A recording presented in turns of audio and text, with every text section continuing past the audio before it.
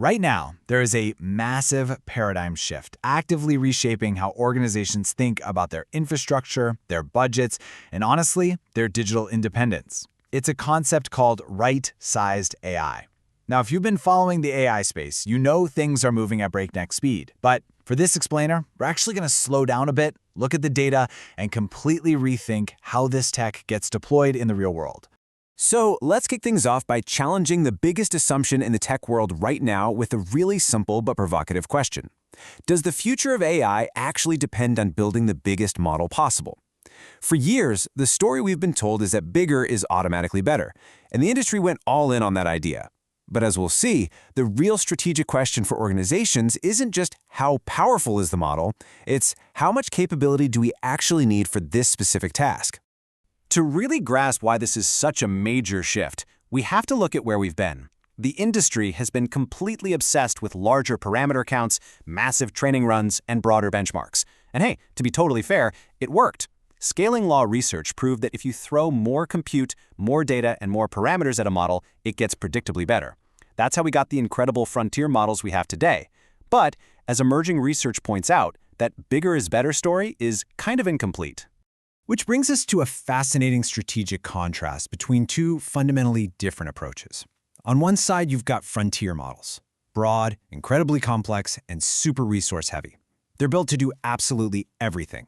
On the other side, you have right-sized models. These are highly specialized, highly efficient, and incredibly controllable. For public sector and enterprise folks, the lesson here is intensely practical. You don't always need a Swiss Army knife when a scalpel does the exact same job perfectly, and with far less risk. A big reason organizations just blindly default to those frontier models is what we can call the benchmark illusion. According to Stanford's 2026 AI Index, top model performance is actually converging across the board. Plus, a systematic study of 60 language model benchmarks found that nearly half of them are hitting saturation. What does that mean for us? It means conventional signals of superiority are getting really hard to interpret. Benchmark scores are becoming a pretty bad proxy for actual on-the-ground value. Just because a model has massive parameter counts absolutely does not mean it's suitable for a bounded task, like a structured drafting tool. And the tide is already turning. DeepMind's pivotal chinchilla research brilliantly proved this.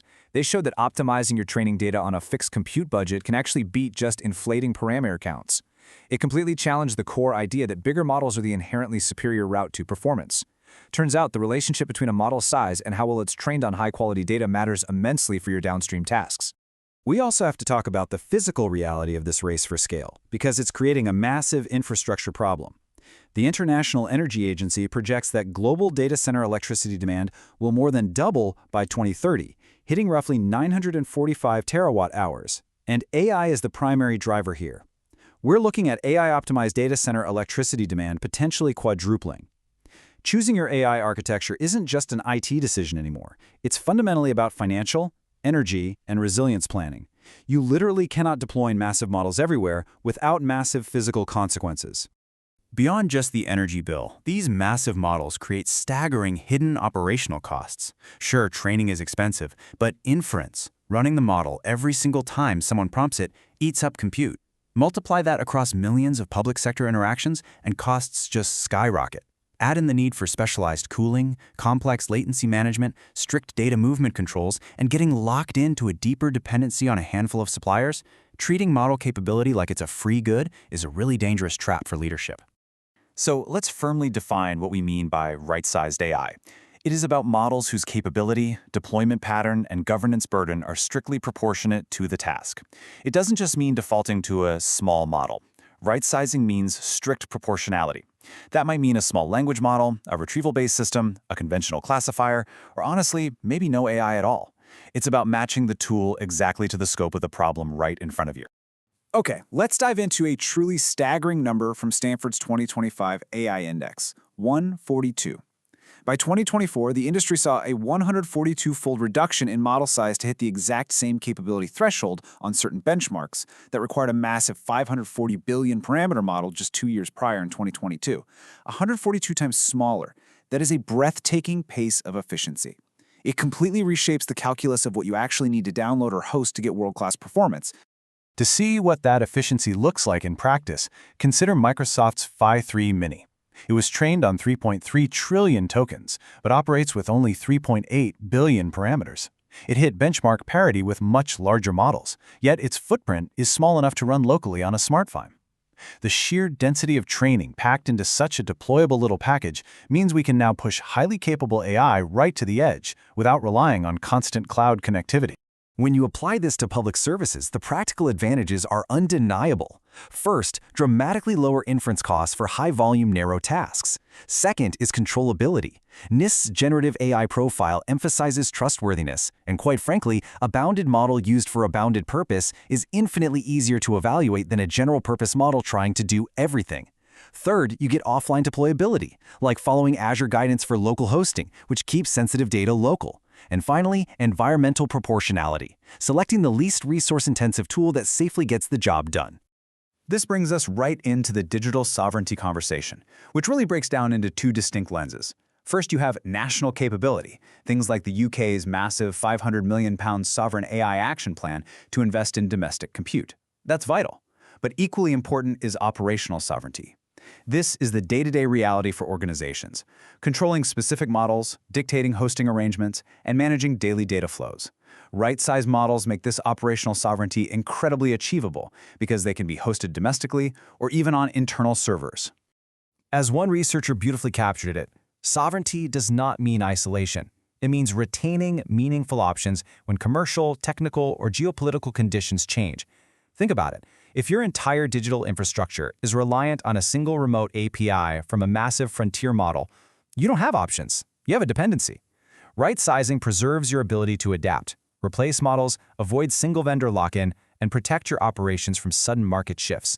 Now we have to look at the full picture impartially here. A 2025 ACL study highlighted exactly where smaller models still struggle. They fall short when it comes to broad factual knowledge, complex long-horizon reasoning, advanced coding, multimodal interpretation, and open-ended policy analysis. Their in-context learning is still pretty limited, which means frontier models are absolutely still justified for certain tasks. The goal isn't to eliminate frontier models. The goal is to stop using them as a blanket solution for every single minor task. So how do we actually balance this? We use a highly practical framework called the AI portfolio routing logic. Step 1. For simple deterministic tasks, just use conventional automation. Step 2. For domain-specific tasks where data privacy is key, route to local or specialized right-sized models. Step 3. Reserve frontier models purely for high-complexity tasks that genuinely demand broad reasoning. This portfolio approach routes the work based on complexity, sensitivity, and sovereignty needs, optimizing both cost and performance simultaneously. Because of all this, procurement conversations have to fundamentally change. Buyers can't just look at capability metrics like performance and user value anymore. They have to weigh those equally against right-sized governance priorities, cost per transaction, latency, auditability, portability, and environmental impact. Under frameworks like the EU AI Act, matching capability to risk and governance isn't just a good idea, it's becoming a regulatory necessity. Buyers should be demanding model choice and local deployment options from their suppliers. Ultimately, right-sized AI requires profound organizational discipline. It requires you to clearly define the exact task before you even think about choosing the model. It's about fighting the urge to treat the largest, most prestigious available model as the default architecture for every problem. Right-sizing is not anti-frontier, it is pro-discipline. It's about testing alternatives and measuring real-world performance under the actual conditions where the model is going to be used. Which leaves us with this final, vital question to ponder as we wrap up this explainer. What is the minimum sufficient capability that can deliver the outcome safely, reliably, affordably, and under appropriate control? In the emerging age of sovereign AI, answering that question and exercising the organizational discipline to follow through on it might just become the most important capability of all.